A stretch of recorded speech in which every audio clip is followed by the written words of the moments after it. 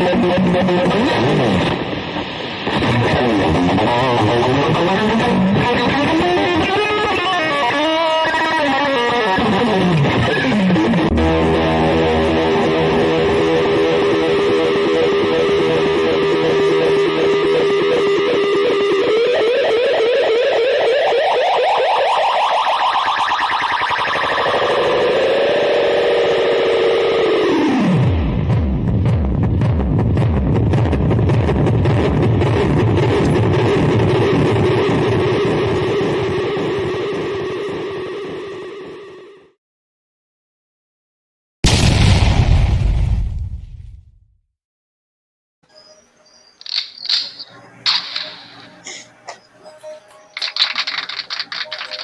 on, guys?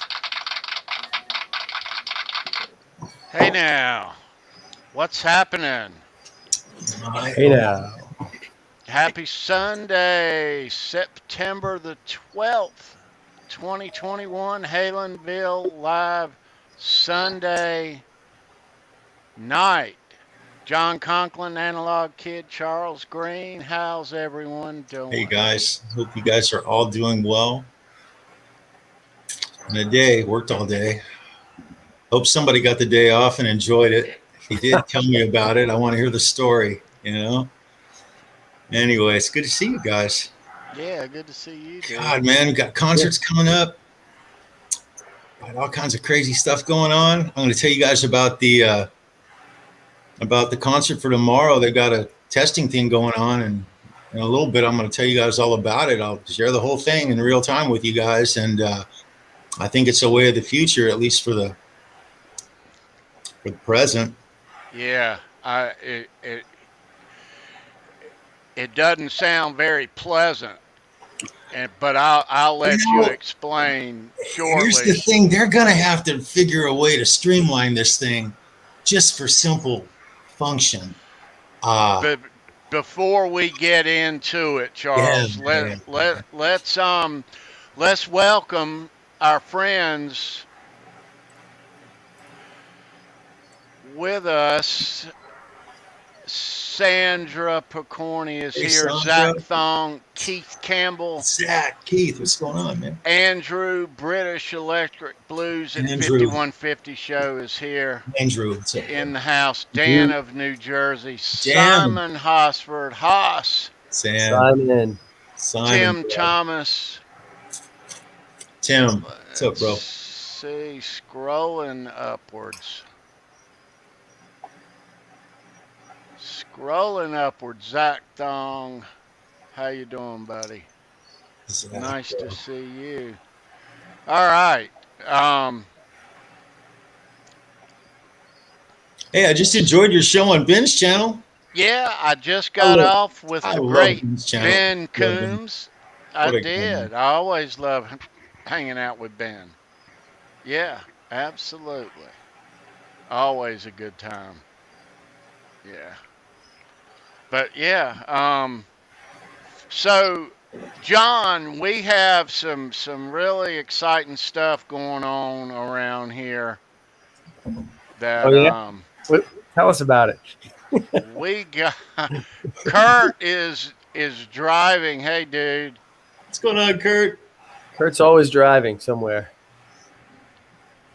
So next week, right here on the show,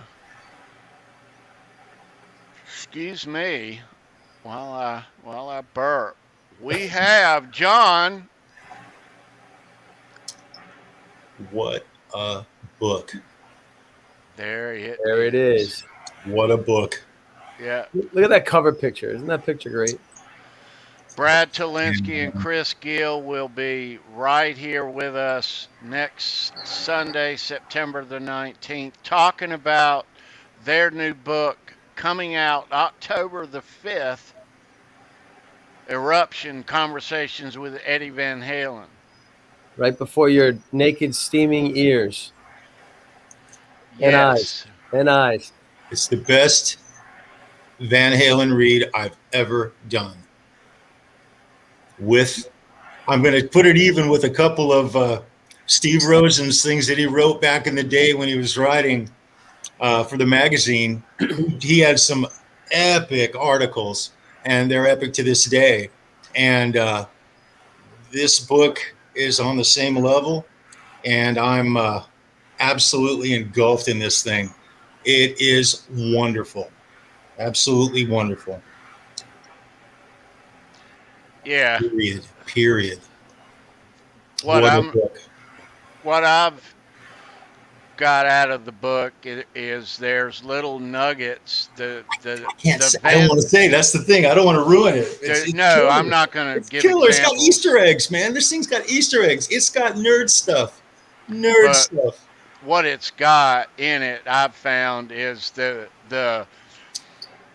Van Halen story is usually told a certain way, but what I've found is that there's little nuggets that act as glue to stuff that you already knew. That so that's why this, and that's how, right? You've heard before. Yeah, and it's from a different side of the story. It's so really there's compelling. little nuggets laid in there like that. Yeah, it's cool. Yeah. I just love the way that it's kind of like the timeline of his life, and then at each stop along the way, he stops in via their interviews and tells you what was going on at that moment in his life, and gives you some more,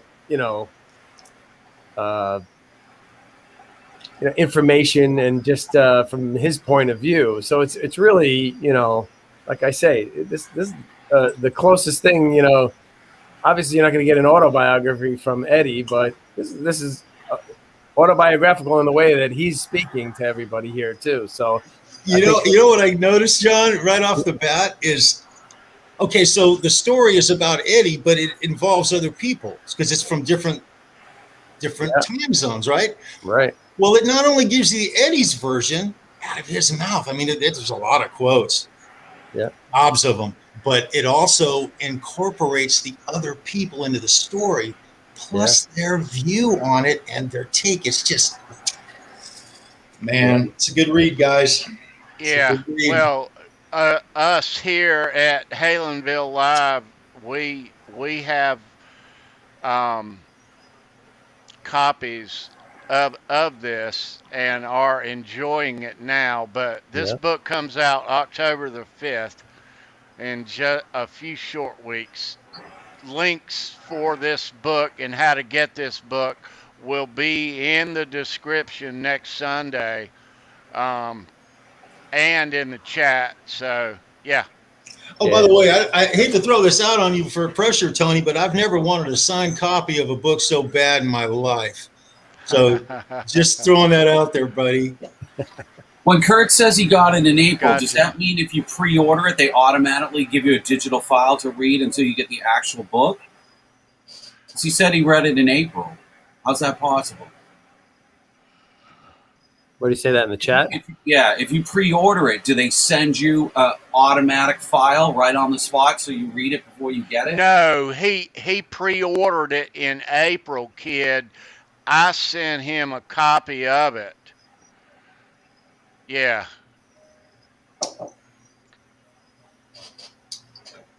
Yeah, because I'm pretty sure he'll be joining us next week. Yeah. I sent all you guys a copy of it. It's but no, he had already pre-ordered it before, so yeah. Yeah, this book is a keeper. You're gonna have your bookshelf with the Greg Renoff books and the Noel Monk and the and this is gonna be front and center on that shelf of books. This is a special book. I think it's a benchmark book, and I don't know if we're gonna get anything quite like this book after this, because I don't know if the family's interested in having any type of biography written. So I think this is this may be the go-to book for any information like that on Eddie. And you know what, I think it's a great thing because by the end of this book, you get a picture of, you get to know Eddie and what made him tick, you know, and for people, nobody, if you never met him or never spent a lot of time with him, which most of us haven't spent a lot of time or whatever with him, maybe shook his hand or whatever. But I think you come away from this a lot more informed about who he was and why he did things. The book answers a lot of questions, but it also, in my opinion, it opens up a lot of other questions that we'll probably never get the answers for. Not just about Eddie, though, John. Yeah. About every member of that band, man. Yeah, absolutely. This book does not discriminate. It's the whole thing, man. It is. The whole world. Yeah. It's so cool. Yeah. So, John, does it weave a text and narrative throughout his whole life, and then when appropriate, they drop the interviews in? You got it. Exactly. But they also write around it. Exactly. So it brings you from the beginning, from the boat from Holland all the way to the end of his life. And along the way, it stops, and Eddie comes in to talk about that particular moment of his life, what was going on at that time. Whenever they have an interview at that time, they drop it in. Right? Exactly. An interview that they may have done or that they've done more recently, and referring to that time period and where, his head was at. For instance, like Fair Warning, he'll, when they get to that part of the trip through his life, Eddie comes in and he's talking about what was going on at that moment in his life, and I believe like that interview was a more recent interview that they used because he did have a lot of nasty things to say about Michael Anthony in that particular interview. And I don't remember Eddie back in 1980s really saying anything negative about Michael Anthony. So I haven't gotten that far yet, man. Yeah. I haven't gotten that far yet. So I believe, I'll ask them next week, but I believe that particular interview, because Eddie was, very negative about Mike, I believe that was a more recent in the last, 10 years, that interview. And, but referring to that time of Fair Warning, they were, asking him that particular stop along the way, that's where that drops in that interview with questions in there. So is that where he claims that he did a lot of the bass playing on Fair Warning? It's more than even just that. I don't want to give it all away, but it's just that he was very down, just negative on Mike, basically, making it look like, he didn't carry his weight or do his job and just took their money and, bought cars and stuff, houses and cars while they were working. Like it is, man. It tells it just like it is too. Yeah, right. Yeah, they tell it as it is, the story too. They, warts and all. They're not. It's not a. I always say it's not a sensationalistic book, but it is. It's a fair and honest book, I believe, and that's all. And that if Eddie were alive, that's all you can really ask for, is that it's fair and honest. You know what I mean? So, and I think all these various authors, from him to Neil Monk to all the other ones, do they have to get permission to the family before they can put out a commercial product? No, I don't. Talking about Van Halen. No, I don't believe they do at all, because these were all interviews that Eddie did with them for, over 50 hours for Guitar World over the last 30 years that these two guys have been, at Guitar World, are involved with it. So they have over 50 hours. And obviously, depending on the narrative of the story, if they want to focus on, the editors may say, focus on the album and stuff like that. But in the meantime, in that conversation that they're sitting there for a couple hours, they may have been talking about something completely different that's really that doesn't get published. Interesting that wound up on the floor in the editing. You know what I mean? That's not in there. So there's so much other information. As a matter of fact, in the new issue of Guitar World, there's a whole thing about the Frankenstein guitar, all this information about it, and I believe all that came forward out of a lot of these interviews. This is where it came from, and Chris Gill, I think they put it together, and it's in the new Guitar World magazine. So. It's all, good stuff about the Frankenstein. So that all came out of it too, So it's, I think it's going to be, I think people are going to be very happy with the book. I think a lot of interesting stuff in there, and it really does paint a picture of kind of who Eddie was. And I mean, we'll get more into that next week, but it's it's not really just, somebody asked me, is it just I got the magazines, why would I want to read that book? That's not what it is at all. Mm-hmm. It's not just the magazine stuff at all in there. It's completely, you know. If you don't read this book, you are blowing it. That's all I'm saying. And you like Van Halen, you're blowing it. It's a must read. Blowing it. Must read, you know. You'll see how well it does. No, yeah. It's going to do well. It'll do well. Yeah. And Tom, he noticed that some interviews had extra details that were not in the magazines. That's what it is. There's a lot of additional information. Because they're personal. Exactly. You know, what was in the magazine is kind of sterile because it's for the magazine, but these guys are giving their own stuff and they put their own spin on it. It's personal. And you know what? They tell great stories. These guys tell great stories. And he trusted these guys because he knew them very well. And we all know that, you know, when a new Van Halen album was coming out, Guitar Player wasn't going to be putting Eddie on the cover. You know what I mean? He trusted these guys, and he had a good relationship with Guitar World, and he was comfortable with these guys, and you know, and he knew them for quite a while. So I think it talked about guitars, which he was comfortable talking about, but I think he also liked to talk about his personal life and stuff like that too. You know what I mean? And he was comfortable around these guys enough to do all that stuff, and you know, and I think you'll see in the book. I think that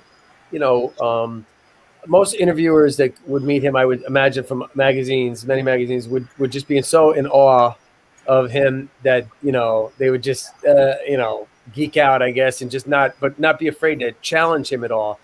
I think a guy like Brad, you know, I think he was able to challenge Ed a little bit with some questions and not be afraid of, you know, Ed coming back at him. You know what I mean? I think he was comfortable enough that, you know, that he was able to do that, which is great because, you know, we all benefit from that in, you know, what we're reading. So That's right. I think we're going to have a lot of good questions for them.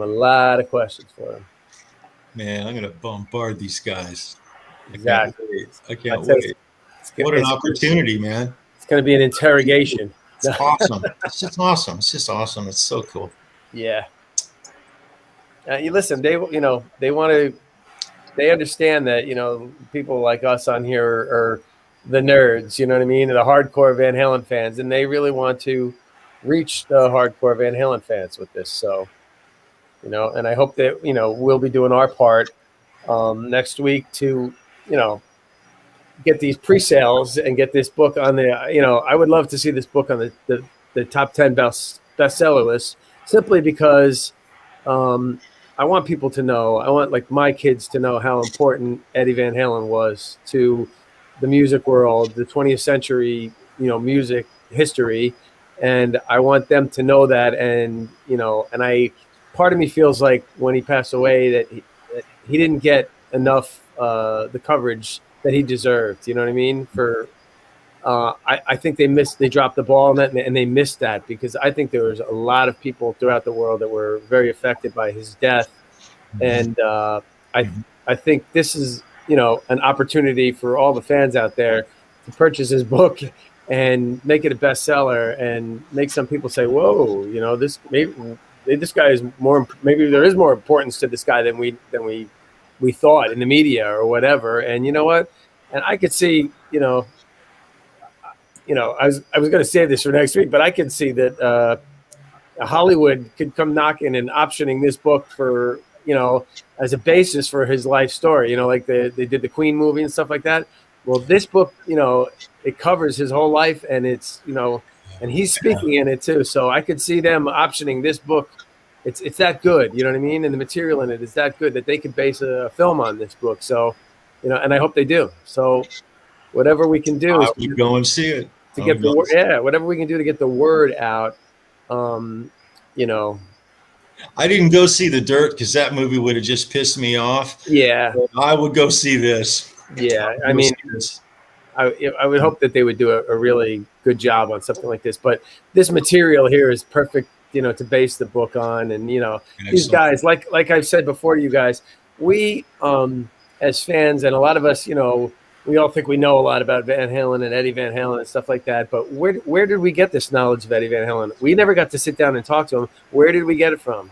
Well, we got it from Guitar World, from, you know, over 30 years of you know, first Steve Rosen and Brad Tolinski and Chris Gill and people like that interviewing Eddie, and all this information that we have it's because of these guys. So we owe them a shout out. They give a shout out to Steve early on. Yeah, they mentioned it in the book. Yeah.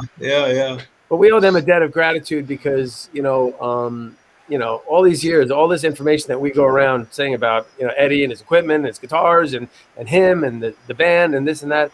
It's all stuff that we've gotten from these guys. So we do owe them a debt of gratitude for all that over the years. So I really want to give just one little.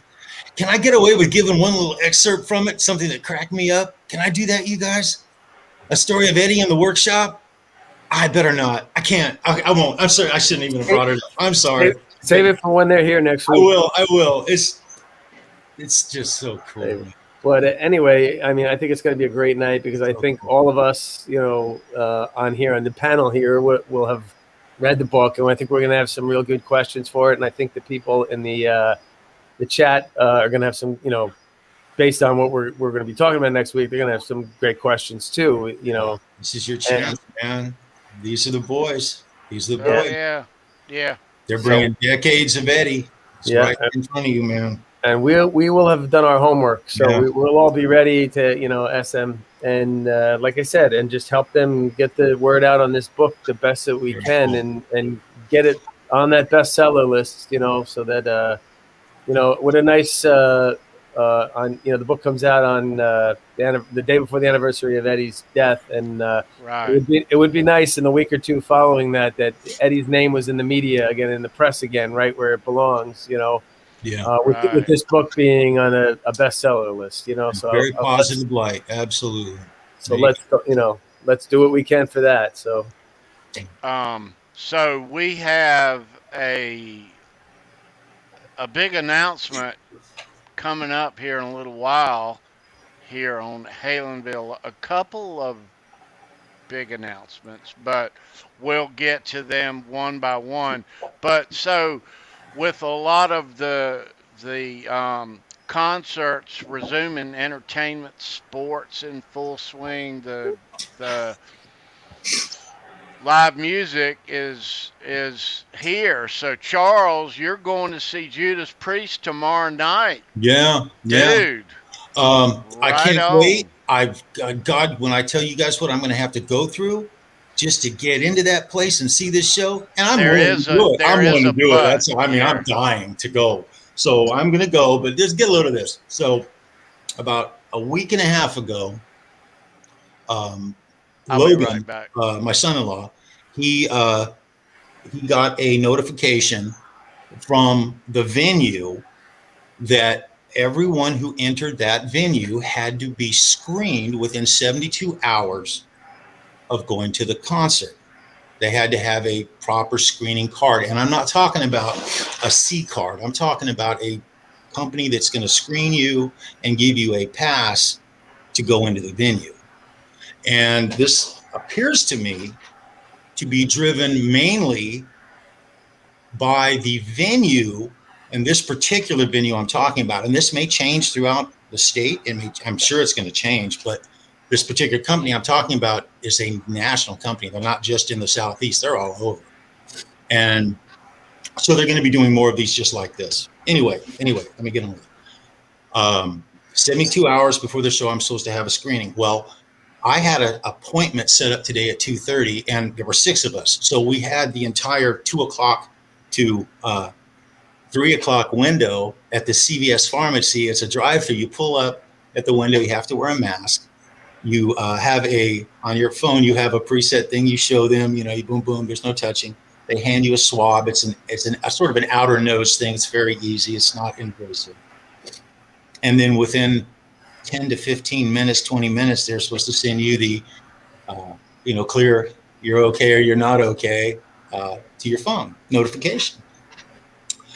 Well, I'm at work and I take the time to drive all the way out of Charlotte back to Gastonia, and I'm rolling up to the CVS for my 2:30 appointment, and I'm 15 minutes early and my phone rings, and it's Logan. He's calling me and he's telling me, he says, look, they're all out of tests everywhere. There's no more tests. They don't have them to give.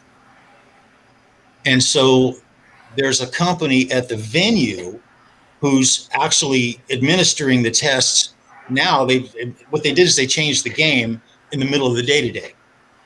And so the name of the company is, and so anyway, on the story. So what Logan had to do was he had to, since he was the ticket buyer, the guy who got all the tickets, he had to administer giving the phone number and the email of everyone who was going to the show to this company.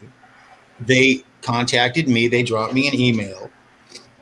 Their name is Coacor, and they are basically a screening company, and they do everything from drug testing to all kinds of stuff. They're just a big company. That's what they do. They screen. And so they're going to be at this show. Now, here's what I have to do. I have to be there. I thought it was 5 o'clock. It's going to be 4 o'clock tomorrow. They sent another notification like an hour ago. And they've sent notifications to everyone who's going in our group. They've gotten multiple. I've gotten 2, a confirmation of the original. So they're trying to do this right. And at this point, hey, I'll let you guys know. I'll share it all with you. I'm going to take a lot of pictures. And so anyway, I'm supposed to show up at 4 o'clock. That's when the parking lot opens. They've got a tent outside. There's going to be a lot of people at this show. I don't know how they're going to do this. There's one main entrance to this arena. It's a shed. You park at a parking lot. It's a large parking lot.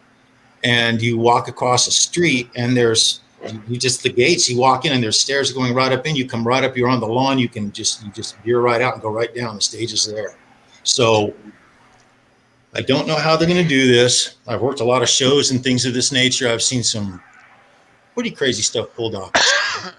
I hope to God this doesn't go like the S Festival. That'd be horrible. I'm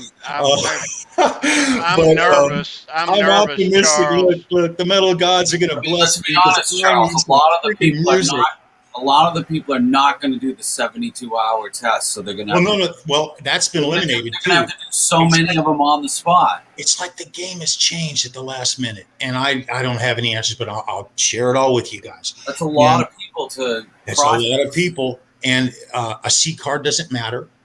It doesn't matter if you got a SEEP card. If you think that you're going to go into this arena with a SEEP card, a vaccination card? Yeah, you've been vaccinated. It should be just, I'm vaccinated. That's not good enough, because this is not about you and the public. This is about the venue covering their ass from getting sued for holding an event and having all these people come in and all get sick. What if there's an outbreak? It'd be like food poisoning. It'd be like going in and getting food poisoning where they're liable for it. It's the same thing. So they're covering it with a private company, professional private company, and they're going to cover their ass. That's what they're going to do. Yeah, but you also told me each person has to pay $40. Yeah, and that was the other part. That's a lot of money. Each one of the parties, there's 6 of us, we all had to come up with 40 more bucks to pay for this, so that so we can go to the concert. So after all is said and done, it's a lot of money sunk into Judas Priest.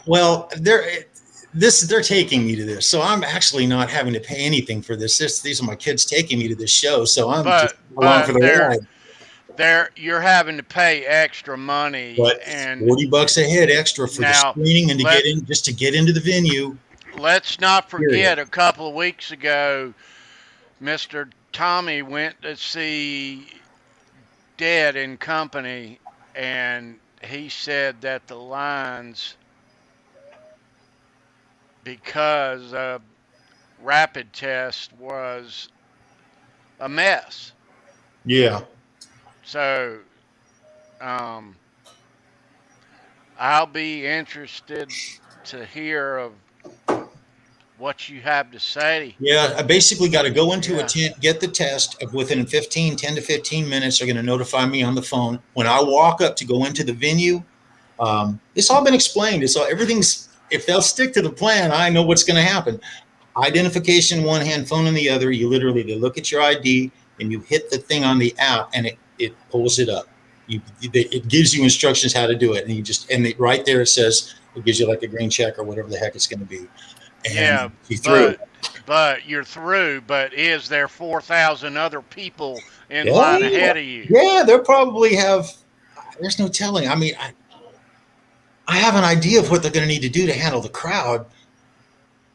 but I honestly just don't know. I have no Good idea. luck. Good luck. I'm gonna take pictures, guys. I'm gonna Good take luck, photographs. brother. Of, Yeah, you know, good the luck. whole deal, the tent, the whole deal. I'll take some photos. You guys will see. It's the norm. It's gonna be the new norm. I'm sure there's gonna morph into other things and everything, but this is. I just hope they get it right, because my friend today told me that his wife took their daughter to a Broadway show, and you think Broadway would have their act together?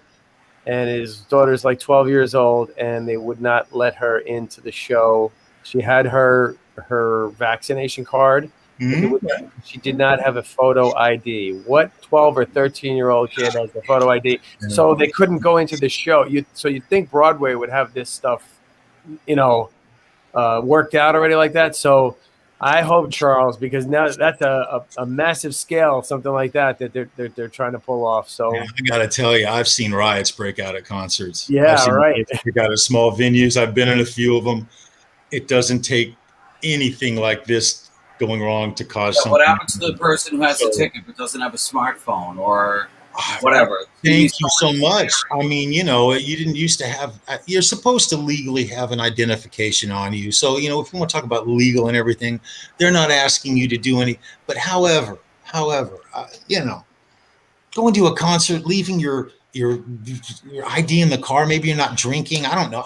I don't know. I guess you got to have it on you to go into a venue. It's the law. So, times are changing, I guess is what I'm trying to say. It's different nowadays, and I don't see it changing back. It's not going to.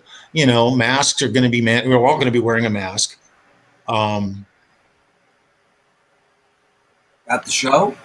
I'm going to. I don't wear a mask for me. I'm not worried about catching COVID. I had COVID a year and a half ago. Right, plus your Let me interrupt you. Let me interrupt you right there.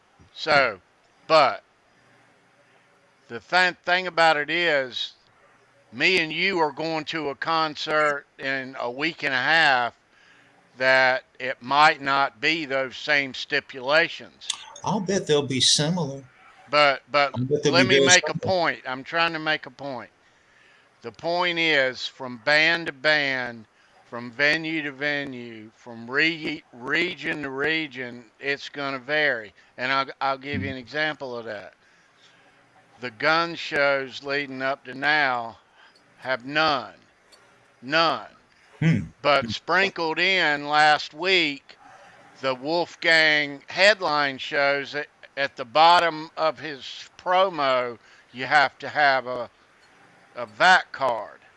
Okay? Mm-hmm. Now, there's other, like the Dead show that Tommy went to a couple weeks ago, and what you're telling us about tomorrow night's Judas Priest show, it's going to vary. So this might not happen in a week and a half in Raleigh. Maybe not. Is what I'm saying. Yeah, maybe not. My friend Scott went to KISS. Their opening night was here at Great Woods. No VAC cards, no tests, no masks. But he's seeing the Black Crowes this Wednesday, same venue. I'm wondering if they're going to change the rules, because KISS was maybe 2 weeks ago when they opened here. Mm-hmm. He's seeing the Crowes this Wednesday. My brother and his son went to see Tremonti and Seven Dust last night. 3,000 seat general admission, packed in theater, hardcore. No vax, no cards, no masks. I'm in mass, but that could change at any time, because Scott anticipates that the Black Crowes show this week, 2 weeks into the season after KISS, they may have changed the rules by now. He might need a mask, whatever. I mean, it sounds pretty strict for you guys in Raleigh. Yeah. But wear a mask just for other people, because even I'm not worried about catching it, but that doesn't mean that I can't carry it and that I can't spread it. Right? It's just because I'm the vaccine. I mean, you can be vaccinated, like you can still be a carrier. You can be vaccinated and still get somebody else sick. Of course, the virus doesn't just select. Hey, it may not get me sick, but it doesn't just notice that I'm a. Yeah, it's not going to say, "Oh, you had COVID and you're double vaxxed. I'll move on to the next cat." Yeah, I could be a carrier. I can get you sick just as easy. I got Tony sick and be fine. No, you can't. I wear a mask. No, you can't, Charles, over this computer. No, you can't. Hey, I don't know. It's a pretty tough one. But I wear a mask in public just simply to keep from getting other people sick. It's just common All right. courtesy. So Charles will be giving us a full report on the happenings at the Judas Priest show in Charlotte next weekend. Yeah, he will. Yep. I have a lot of pictures and stuff. All right, so let's move along here. We have an announcement. We have a pretty big announcement here that we have talked about amongst ourselves for a while now. We tried to find a Sunday night time to start this show back in March. Successfully, but Sunday nights are late for us guys here on the East Coast, and so we have explored other days and times with carefulness not to be on near or on any YouTube show. We tried to pick a day and time that would work good for that plus all of us, but I'm going to go ahead and I'm going to show this card. Mm-hmm. Now, next Sunday night, when we do this show on the 19th with Brad and Chris, this will be our last Sunday night Halenville live show for Sunday. We are changing days and times starting. Are you ready for this?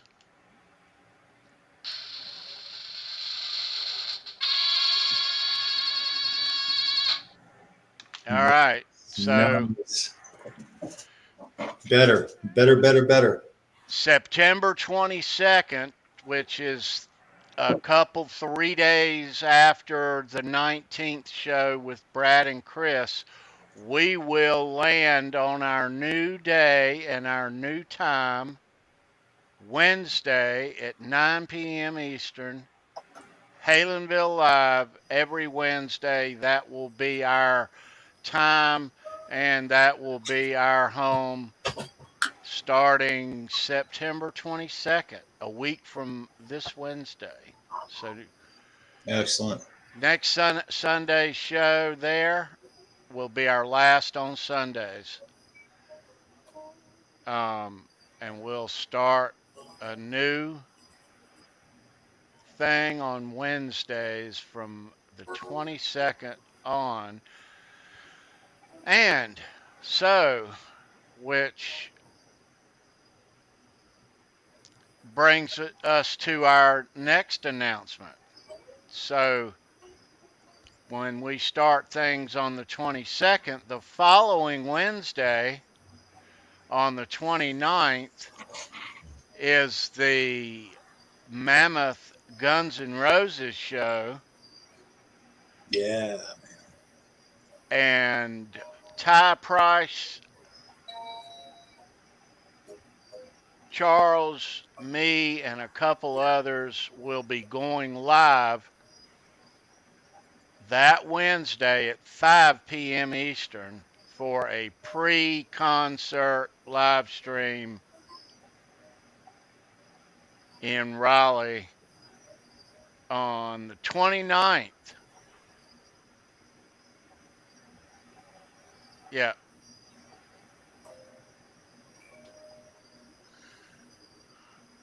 So that is what is up here. We are changing days and times. Wednesday, 9 p.m.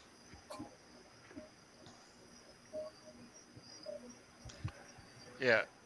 Better times. Better times. That starts in a couple of weeks. Well, Wednesday the 22nd. And I'm not going to say anything, but we have a special surprise guest for that Wednesday lined up. Yeah, definitely don't say anything. Oh, yeah. We don't want to do that. No. Oh, God forbid. yes, exactly. So They won't. If we do say something, it won't be so special anymore. That's for sure. Oh, Lord. But it'll be special. If you know what I mean. That's right. Yep. No more right. showing your hand, TK. That's it. Got to keep a poker face. Got to keep a poker face. I hear you. Unfortunately. So next week, very exciting week. Brad Tolinski, Chris Gill, right here, hanging out, talking about the book. Holy smokes. Yes. Yeah. So that book is due out October the 5th. Yeah, So get the just pre-orders in now, everybody, right? a couple of weeks away, yeah. Amazon's the easiest way probably to get it, right? You know, everybody's asking, well, where can I pre-order? Where can I pre-order? I mean, you know, I think the Van Halen store has it, but Van Halen Barnes and Nobles. got it. Barnes and Nobles, right? But Yeah. Amazon will be an easy one too, and Audible has it. The copy, if you want to get a copy there and listen to it in the car. You know, but yeah, I expect big things from this book. I expect it to do really, really well. Yeah. Oh yeah. Because this is the kind of book you don't have to. It's always good when it's in the artist's words, you know. Yeah, and you don't have to be. You could just be a casual fan, somebody who likes to read, and get this book and come away, you know, having a nice composite of who he was and what he was. You know, You feel like you knew him. Yeah, when you're done reading it, you know a lot more. Intimate. It's as close as you can get without being there with him. Absolutely. Exactly. Yeah. Absolutely. Yeah. Yeah. Yeah, it's definitely a special book. Yeah. Yeah, big time. Yeah. Yeah. Yep. Yeah. Yeah. Keith ordered his from Barnes and Nobles along with a package deal in VH store as well. So, yeah, so it's there. Very cool, brother. Very cool. There's your link. There you go. There you go. Well, Keith Campbell asked me earlier how many shows they got off KISS before Paul got sick. They did 4. One of them was in Boston. They did 3 more. Then it stopped. It stopped for a week because of Paul. And then it stopped for another week because of Gene. I think they were supposed to start up this weekend out in Los Angeles. Like maybe today's Sunday, right? I think they started up last night. But whether it happened or not, I haven't checked. That's what I heard. But they only got 4 dates in before it all stopped, including Tea Cake. But your new dates are out, Tea Cake. They rescheduled all the new dates. I heard that came out this week. Yeah, our KISS show that got canceled is rescheduled for 2022. Oh, it got moved to next year. They didn't tack them on at the end, huh? Nope.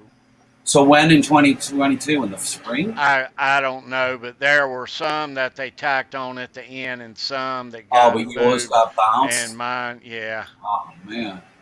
So. You've been waiting 2 years to see that show. Well, by the time you see it. I saw it. I mean, you saw it already anyway. Yeah, if I don't make it back and watch I saw the end of the road tour in Charlotte where Chuck's going tomorrow Right, but the night. date you're waiting to see now didn't happen last year. It's not going to happen this year. Yeah. It's been 2 years bounced. Yeah. Oh, yeah, Christopher Livesour. He was supposed to see them in Detroit. And I think Gene took that date out. Very cool. That was like last week. He's gone and watched a bunch of live music Christopher has since COVID. since things have lightened up. I think he's seeing Alice seen Cooper with Ace. I think he was sworn he mentioned that one coming up. How many shows have you been to, dude? Now. Yeah, Chris Sauer, since COVID opened up, how many gigs have you seen so far? He's seen a bunch. Yeah.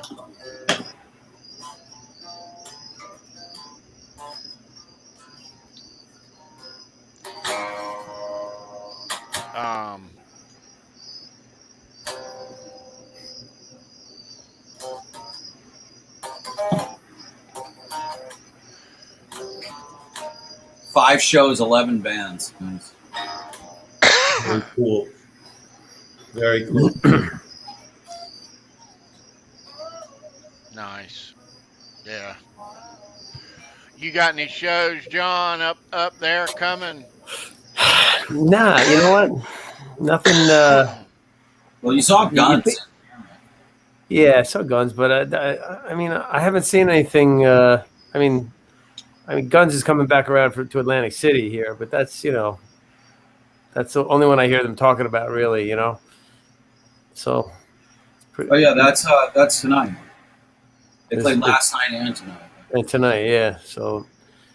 Well, you just saw it like a few weeks ago. Yeah, was it 2 weeks ago? 3 weeks ago? Whatever that 3 was. weeks. Yeah. Yeah. That was your first one back since COVID, right, John? Yeah. And that you wouldn't have known there was any COVID at that show.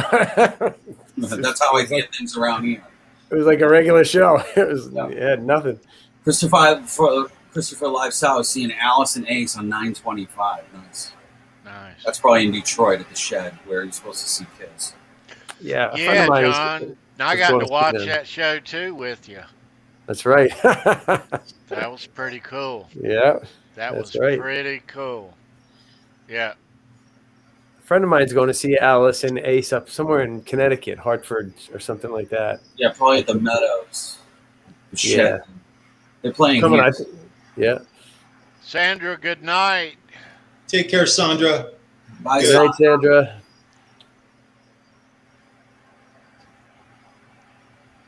Nice. Yeah, that's a good double bill, Alice and Ace. Yeah, should be. Oh, hey, can I give that update on Lori Tucker? Oh, yeah. Can I do that now, Tony? You ready for that? Dude, sure. It's fresh on my mind. I thought I was. I mentioned Dan from New Jersey. I'm sorry I missed your message in the chat last night. I didn't see it. I watched the replay and saw it. I'm sorry. I have not horrible eyesight, but it's questionable nowadays, so I apologize. So let me back up. So it was this is the 4th week. So I missed the last 2 weeks. I'm sorry, you guys. 2 weeks ago, I literally worked like a 12-hour day. I walked in the house. I called Tony. It was like 45 minutes or an hour before the show. I said, dude, it ain't happening. So I'm sorry for that, but we had a death. Talk about a cliffhanger. Well, we had a death in the family due to COVID. It's the first one that's affected my family directly since the whole thing started. And I got that call about an hour and a half before the show last Sunday. So I apologize for that, you guys. But sorry about your loss. It's the first death that actually hit directly within the family. And they're on the West Coast, but all the grandkids and all this, it's my daughter's husband's mom who passed away. And but anyway, not to get on a sad note, guys, I just want to give you guys an update. So, but anyway, so I told you guys the Lori Tucker story. The next morning I woke up to a Facebook Messenger that read like a book. It was her and her brother. She does not remember me. She doesn't remember which brother it was. The reason she knows it's her is because, remember I mentioned the Kiss t-shirt and the brother in the Skinner t-shirt? That's her, then a T. And she sent me a message telling me that she was certain that was her. It's going around her brother. She's got 6 brothers. She gave me a couple of names of brothers. They didn't ring a bell with me.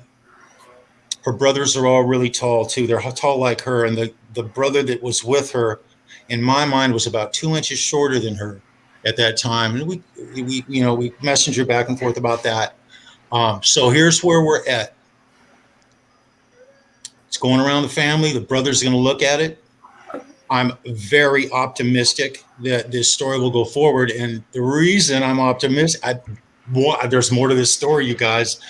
2.5 to 3 hours of bands, interaction, things that went on in the club. The basic story, the structure of it, and the characters in it. It's got Motley Crue in it. It's got Robin Crosby in it. It's got the original two girlfriends from Vince and Tommy. Their high school sweethearts are in this story at the club that night. She wasn't aware of it.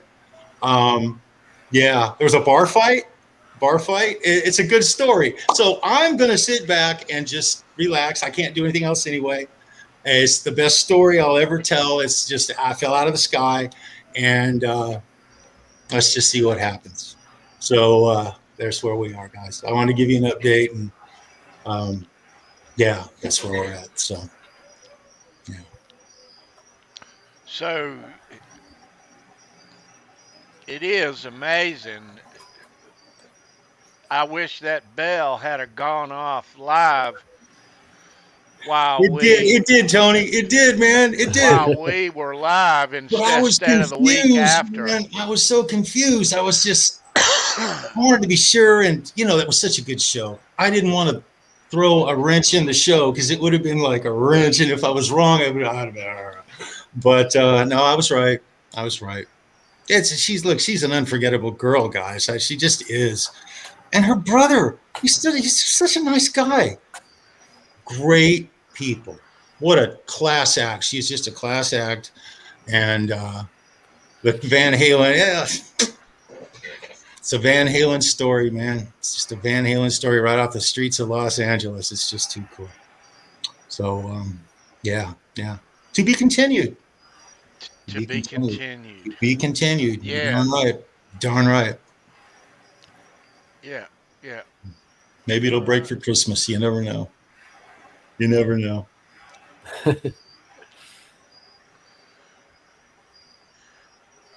Excuse me. So did you guys see the Alex Van Halen sighting the other day? I did not. You did not. Alex, there's a video of him out there on in his new Porsche 911 GT2. Nice. On a freeway somewhere. It didn't look like a freeway. They described it as a freeway, but you got it? I got it right here. Let me see. Let's see it. Yeah, hold on.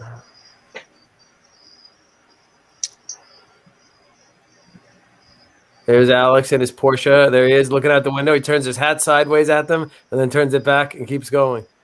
Nice. Beautiful ride. Yeah. It's good to be Alex. Nice. Halenville.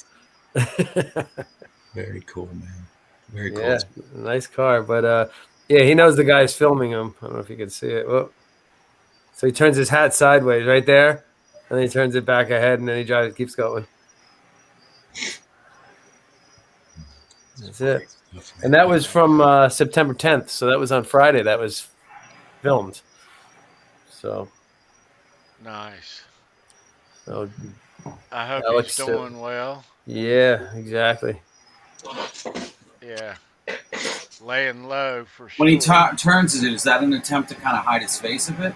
No, I think it was his attempt to be funny. He kind of turned it sideways like that, and then he turned it back straight ahead as he kept going. Yeah.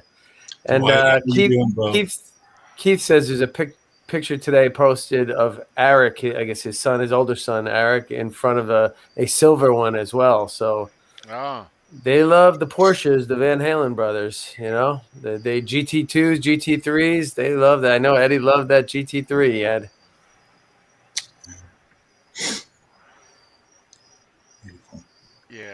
Yeah, I hope Al's doing well. Yeah. Hope he's doing good. So, MammothWVH was in full swing this year. And that guy right there is going to tell you all about it. Let me, I hadn't run this clip yet.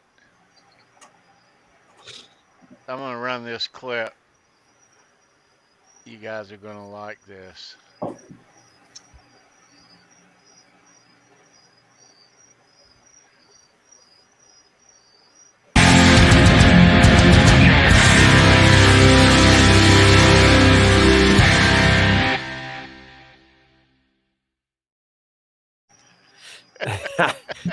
Excellent. This just in. Yeah, well, before I go into Wolfgang, I want to shout out to Wayno. My brother and my nephew, his son, were at that gig last night. Oh, nice. Seven Dust and Mark Tremonti in Worcester at the Palladium. Nice. Cool. Very cool. I wish I'd gone. Yeah. I love the Palladium. So, kid, Wolf had a very busy week this week on the concert trail. So where from last Sunday? Yeah, he was on a radio festival last Sunday when we were on at the Dos Equis Pavilion in Dallas for the 97.1 Eagles BFD 2021. It's a shed, holds 20,000 people. He did a 6-song set. Don't Back Down, Mammoth, Think It Over, You're to Blame, Distance, and Epiphany. Only 6 songs. Yep, it's a radio show. And what day of the week was that? That was Sunday, a week ago. All right, so last Sunday. All right. Yeah, then he had a couple days off, and then back on the Guns tour, Indianapolis, Lucas Oil Stadium. He did 9 songs because he had been cutting his set down to 7. There's a 5-song set coming up soon with Guns. 63,000 people. He had a long set that night. He's been down to 7 songs lately with Guns. Don't Back Down, You'll Be the One, Mammoth, Mr. Ed, Think It Over, You're to Blame, Stone, Distance, and Epiphany. Oh, he did 9 that night, huh? Okay. And that was Wednesday, right? Yep. And then he did a solo show at Bogart's in Cincinnati, where I've actually been. I've been to that club. Yeah, Bogart's. That's a 1,500-seater, 15-song headline set. So that's the maximum he does when he does a full show on his own. Don't Back Down, Horribly Right, Mammoth, Mr. Ed, Resolve, Talk and Walk, Think It Over, You're to Blame, The Big Picture, Circles, Feel, You'll Be the One, Stone, Distance, and Epiphany. Yeah. Then last night, back towards John at Atlantic City at the Hard Rock Casino. It's a small arena. It only holds 7,000, but they're playing 2 nights there with Guns. And now he's dropped his set down to 5 songs. He only did 5 songs. He did Don't Back Down, Mammoth, Mr. Ed, Distance, and Epiphany. Shortest set. Yeah. Wow. He used to do 7-song sets. First he was doing 9-song sets at the beginning of Guns. Then he cut it to 7. Last night he cut it to 5. That's a short set. 5 songs. Yeah. But he did 6 at the radio festival. What 5 did he do, Analog? Last night, Don't Back Down, Mammoth, Mr. Ed, Distance, Epiphany. Oh, he's leaving a couple of really good songs out of that list. The 7-song list is a great list. Yeah, he's losing 2 really good songs. When he started at Guns, he was doing 9. Yeah. Then a few weeks in, he cut it to 7. All last week, he only did 7-song sets with Guns. Wow. He doesn't do 9 anymore with them. Mm. All right. But if you catch a headline set, he blows it out to 15. Yeah. That's all the songs he's got. Because people keep complaining, asking him to play Van Halen. He's like, he only has 15 songs. When he does the 15-song set, that's every song he's written. He has no more songs till he writes more. So that was last night, you say, kid? Yeah, last night, night one, they're doing 2 nights at this place because this place only holds 7,000. So it's a small arena with guns. So they played last night, they're playing again tonight.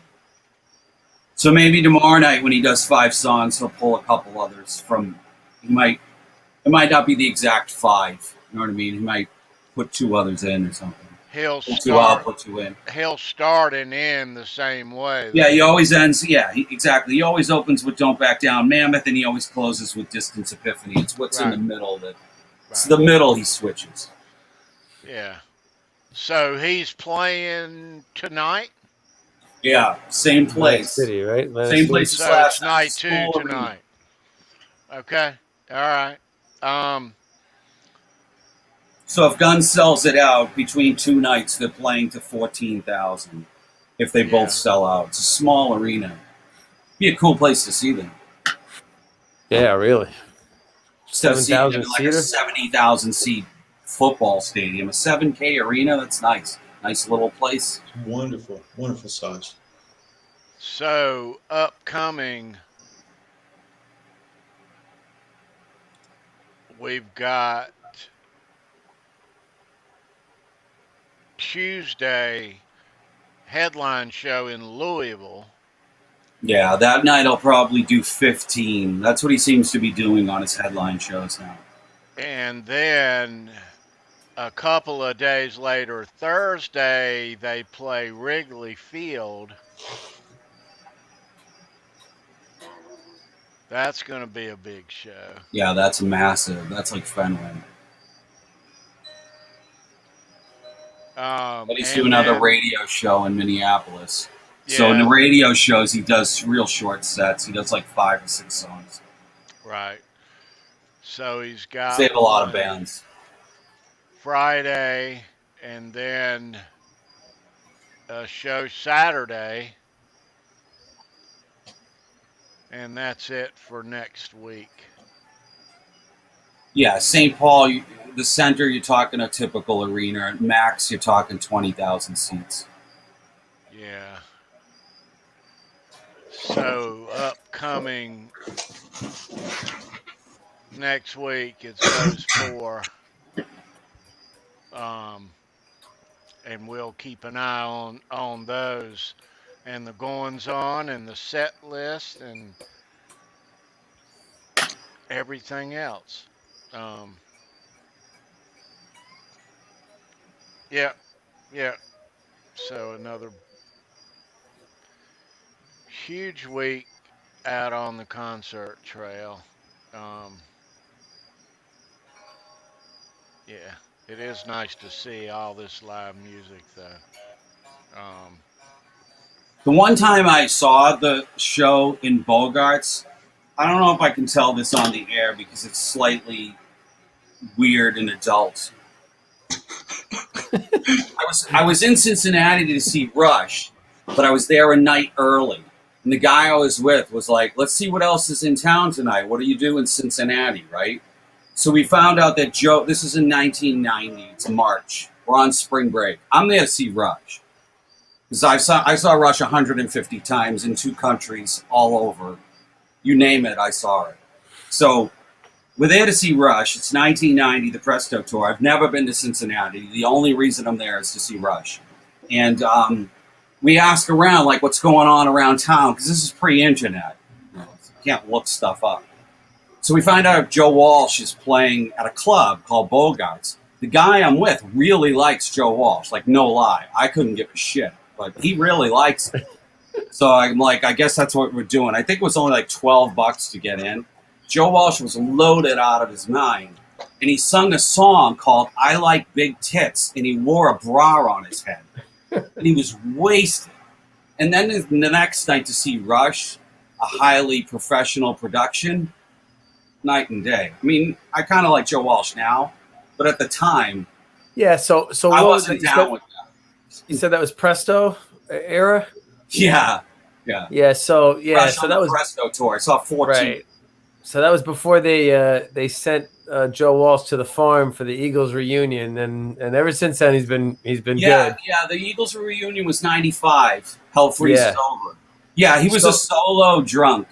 Yeah, right. Because remember, he used to go on Howard Stern all the time with Rick, the bass player, and then he stopped going on Howard Stern. They wouldn't allow him to go on there anymore. They kind of kept him.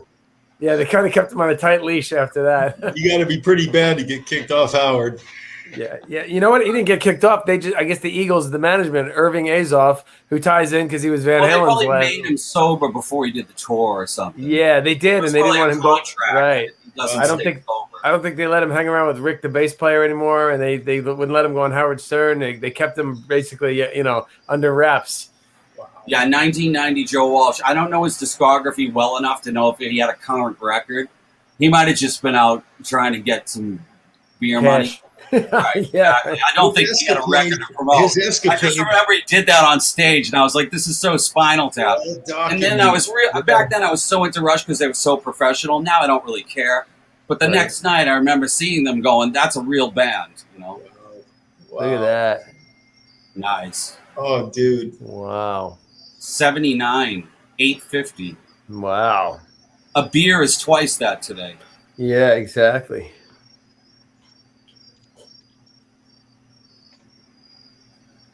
Oh, sweet. Keith Campbell, not 105, 125. Get your facts straight. 850. Look at that. 20 more.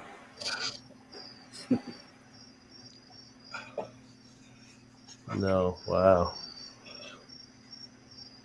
1979.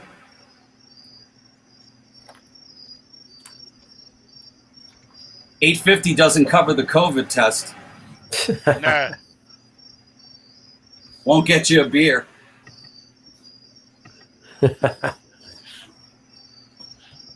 One more thing about the book, you guys. One more thing about the book. You were just showing that, talking about Van Halen. 77 was the last. In 77, I believe it was March, April, May. I think it was May of 77 was the last show they played at Gazzari's. And it was to a sold-out crowd. And Bill Gazzari was in his heyday. He was such an awesome character, sweet guy. And that book does him justice. Just a good book. That's a good book. Bill Gazzari told Dave that Van Halen couldn't play there anymore because they had played up the street at the Whiskey. He was completely fed up with them. And they had to convince him. They had to convince him to give him another chance. But only because the band was doing so good in other venues. And I can't talk more about it because it's in the book and I don't want to mess it up, guys. Get the book. Get the book. Do yourself. Yeah. Buy the book. Buy the book. Yeah. Yeah. Yeah. Yeah. Gonna be a good time here next week. So yeah, it'll be a little strange doing this on Wednesday, but hey, it's gonna work out really well. I won't be a wreck on Monday morning. Yeah, right. Thank goodness. Yeah. So this coming Sunday, Brad Tolinski and Chris Gill right here, 10 p.m. Eastern on the 19th. A few short days later, on the 22nd, is Wednesday. And we will have a surprise guest on that day on our new home day and time, Wednesday, 9 p.m. Yes.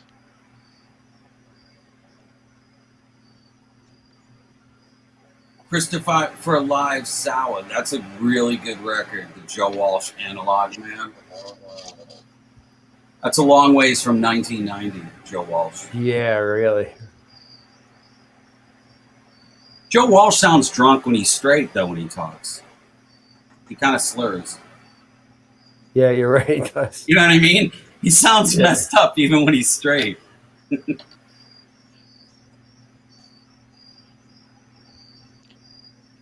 Yeah. Excited to hear more music out of Wolf.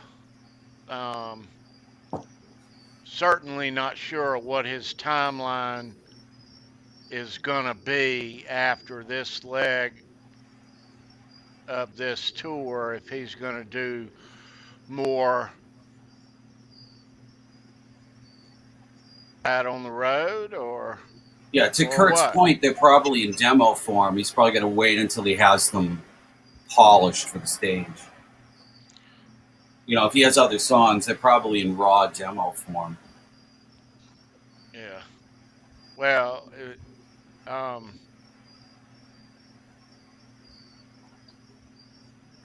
we'll want to hear it when the time comes, for sure. Exactly, Keith Campbell. He talks like he's missing part of his tongue. He slurs.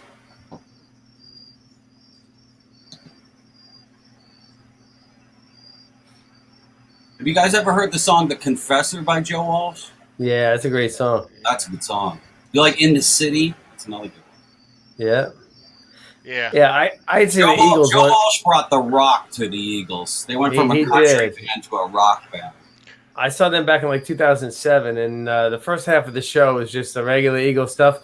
Then they took a little break, and then the second half of the show, it was like Joe Walsh half. Yeah, it was just it was great because he was like beginning. They were sitting on stools playing country music, right? Yeah, pretty much, exactly. Yeah, with like 5 other band members, you know, behind them, you know.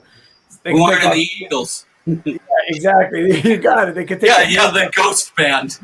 Yeah, you could take the hands off the guitars and they would still play. Yeah, exactly. They're not in the promo pitches. Not at all. Not at all. And they're not making the money Henley and Walsh and the rest of them are. Yeah, exactly. It was weird because I remember I saw them and I saw the Police like right around the same time, and it was just so like different because then 10 guys. Like, because if the Police took their hand off their instrument for 1 minute, you'd know it. You know what I mean? Because there's only 3 of them, you know, and they're naked. Yeah, it was just like I knew it. I was like, man, look at that was a big difference right there. And it was so much better than the Eagles. So you're probably making more noise than 10. Turn to Stone, Christopher Sauer. That's another good one. Good call. Yeah. Wow, Christopher, on fire, bro.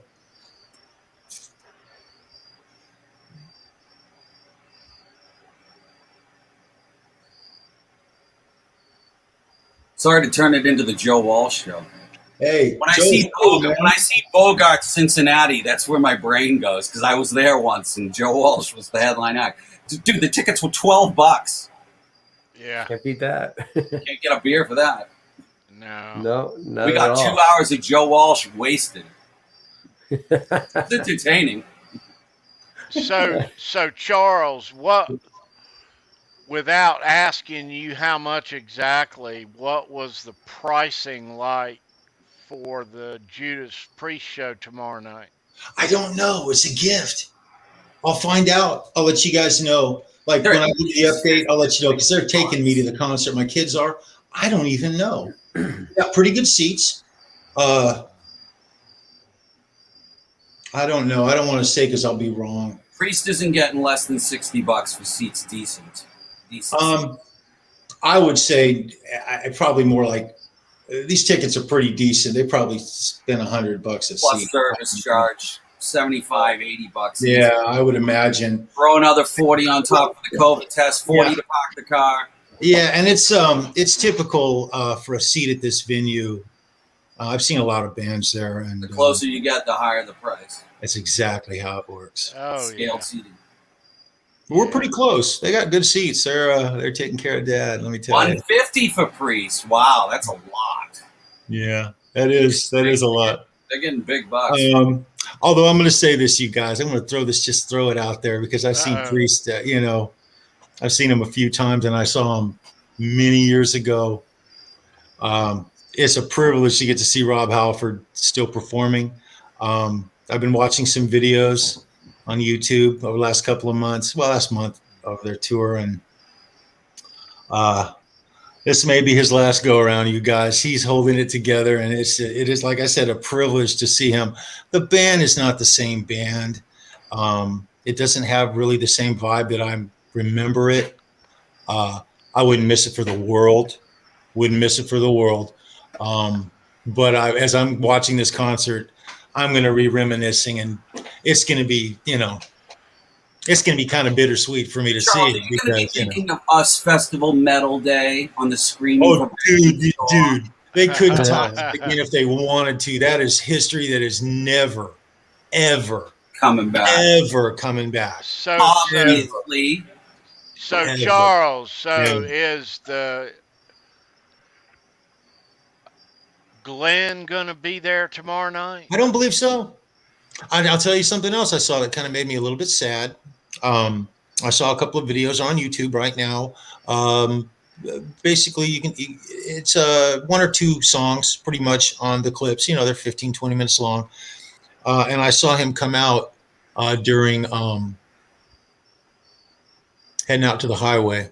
So they brought him out for one song. They bring him out for one or two. Yeah, he doesn't look anything like I remember him. Maybe they will tomorrow, Charles. I hope so. God, I'm so optimistic about it. I just want to see. The thing about it is his lead work. I saw the last time I saw Priest, I remember it was just a classic. They go back and forth. KK and Glenn would go back and forth with each other, but Glenn is the primary lead guitar player, and kind of like Rat. It's interesting that way it is. And I wanted to see him play those riffs. Look, I'm going for one song. Victim of Changes. All right. That's my favorite Priest song, period. And I just want to hear him do that song. They're doing it. It's in the set. Yeah, that's what I hear. That's what I hear. I'm like, fingers crossed. But the things, this is going to be their last go around. Like I said it before, guys, if you got a chance to see these guys, you go see bands nowadays because times are changing. 50 years of Priest, you're going to get your little guitar solo duel tomorrow night on Victim of Changes. I can't wait. It's always in there. Can't wait. I'm going to take 1 million pictures. Maybe some short videos. They're doing the Sentinel on this tour. That takes balls and excitement. They're doing all kinds of songs, and they're doing a lot of stuff, man. They're playing a lot of songs. Yeah.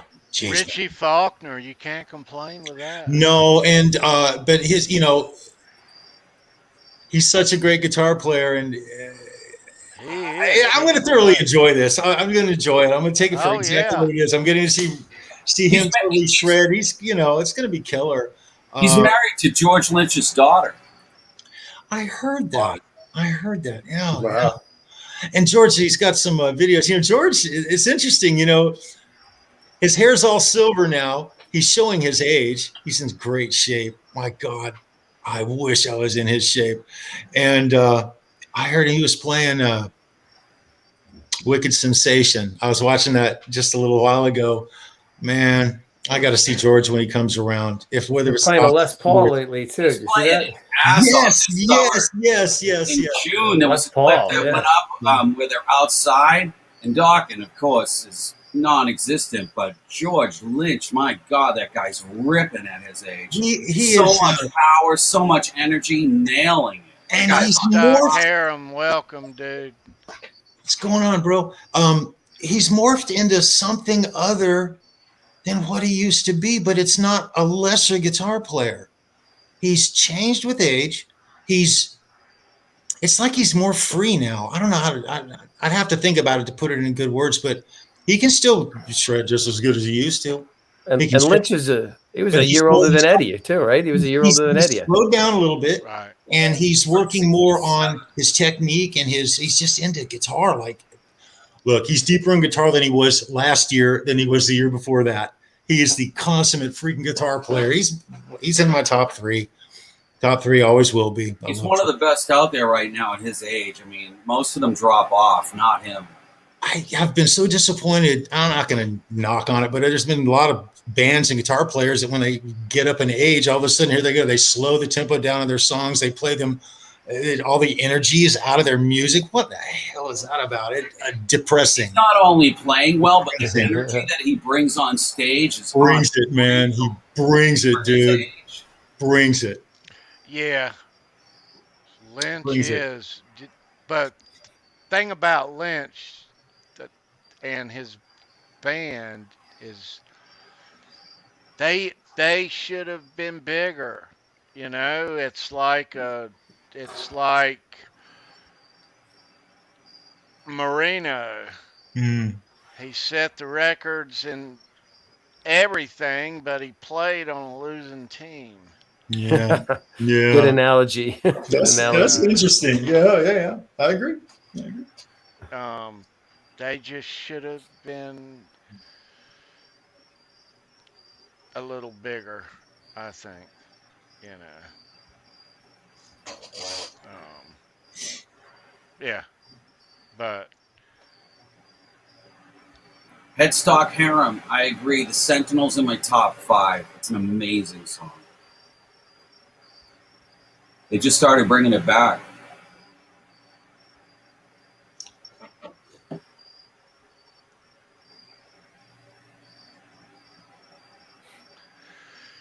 yeah, they did Keith, but Lynch Mob, George would take out a new band each year and it never be the same guys. And he'd call it Lynch Mob. Plus the time when Lynch Mob is making music and out there, you know. Keith H., I saw that too. You're off 1 decade. He opened for Stevie Nicks on the Wild Heart tour. They were dating at the time. 83, Wild Heart. Stevie Nicks in her prime, 36-year-old, and she's currently dating Joe Walsh when that tour was on. He was her opening act. I'm a huge Stevie head. Seen her like over 50 times. Met her. Wow. How many times? I never miss her. Stevie Nicks, I've never seen her combined solo with Fleetwood Mac over 50. Hey, really? guys, remind me. They play this area hard. You can see a lot of shows within a 5-hour circumference. They hit this. Remind me, Analog. She never, or Mac, never not play at least 2 in Boston. They love this city. She was going to get a brownstone at one point here.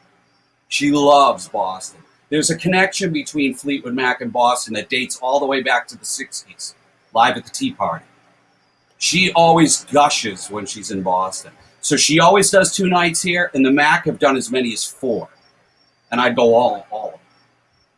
That's cool. Met her, seen them a shitload of times. So you're on team Stevie. She's my favorite female artist of all time. Analog, you got to remind me after the show. Like it. Remind me after the show to tell you a real quick little Stevie story. I can't tell it on air. Love Stevie. But since you love her so much, I'll tell you the story. Never get enough of Stevie. Greatest female artist of all time. The only female artist to be inducted into the Hall of Fame twice. And no one will dethrone her. No one's going to come along and get in twice. So, I think you're absolutely right. So, kid, you're on team Stevie, her and Lindsay's battle there, huh? Yeah, I watch it all. I know it all. They'll be back. They're not done yet. I think so. they'll be back. Mick wants him back. Again. Mick wants him back. She doesn't, but Mick does. So there's a I think struggle. all of them want him back but her. I think Christine McVie wants him back. She had him fired. Who Stevie did, right? Drew Irving Azoff, yep. Yeah, she called him up and she said, you got 2 choices. I go or he goes. So she knows when she puts pressure on Mick, Lindsay's gone. He's never he can't leave Stevie because if he drops Stevie, they're not playing the Garden. Yeah. She plays the Garden under her own name. She doesn't need that name to sell out an arena. Mac Yesterday, Ducks. Irving Azoff went after Lindsay too. He made a statement and went after him too. So they're fighting in the press now, and it's getting uglier again. Years. Yeah. Christopher Livesound, I agree. Ann Wilson is definitely a better singer than Stevie Nicks, no question about it. She's the greatest female singer of all time, but not my favorite female artist of all time. There's a difference. Oh, and the other guy, that wasn't 93, it was 83.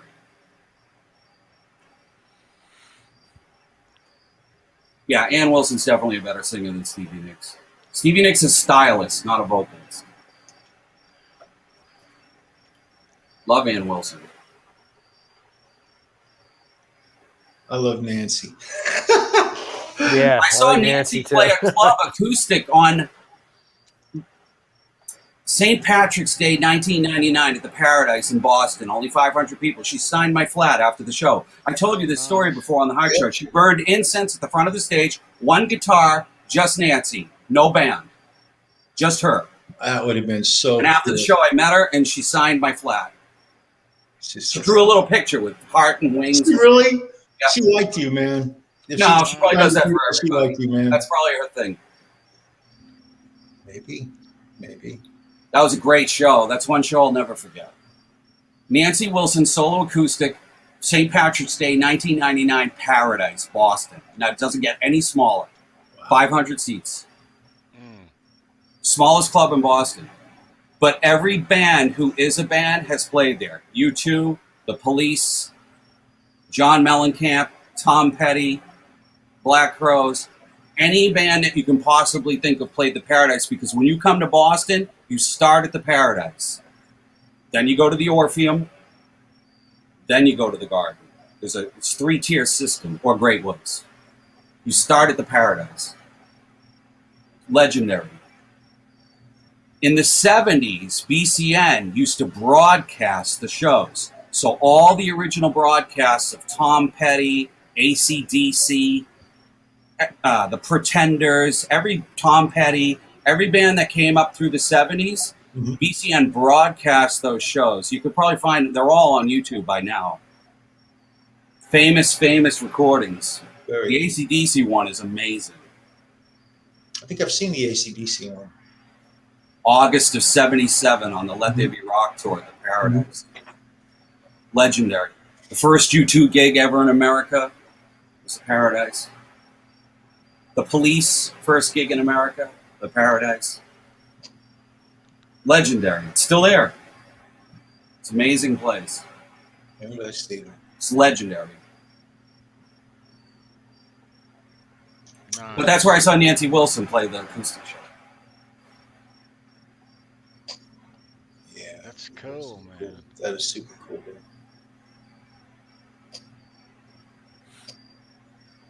Yeah. When's that new Extreme album coming out? We've been waiting for a year or two now. It's been done, right? So they were supposed to open for Aerosmith this weekend at Fenway. That got bounced a year again. Yeah, but their album was done like over a year ago now, and they're holding. Apparently, from people who heard it, they said it was a phenomenal album, but I don't know what they're waiting for. I haven't heard anything on it. It's been done though. All right, so once again, before we wind things down, next week right here on the program, Sunday, 10 p.m. next Sunday, we will have Brad Tolinski and Chris Gill right here, and we'll be talking the ins and outs of this new book. Comes out October the 5th, Eruption Conversations with Eddie Van Halen. Man, I cannot wait for that. I hope we get a good crowd. Here. Everybody tell your friends. Yeah. Come check them out. That is going to be live. It's going to be good. That is going to be a good one. And a couple of days later, we'll bounce right back here on Wednesday on our new day and new time, Wednesday, 9 p.m. Eastern. Again, that's Wednesday, 9 p.m. Eastern, starting September the 22nd. And then the following week on Wednesday, we will have a special early Halenville Live pre-show Mammoth Guns N' Roses from Raleigh, North Carolina at 5 p.m. on the 29th. That's the following Wednesday. So gearing up for the next 2 weeks. Yes. And the 22nd Wednesday, our first Wednesday, we do have a guest, which will be announced at a later date. Very cool. Very cool. Yeah. Good stuff coming up. Yeah. So with that said, John Conklin, Analog Kid, Charles Green, everybody in the chat, everybody watching on replay, thank you so much. Please leave a thumbs up. Be good, you guys. Subscribe if you're not already. And we will be back here next Sunday at 10 p.m. Eastern. Yeah, so thank you for being here. Thank you so much. Yeah. Any last words there, Charles? Hey, guys, in the town of Halenville, you can go north, you can go south, you can go east, and you can go west. But every road leads to Van Halen. You guys be well and rock on. Right on.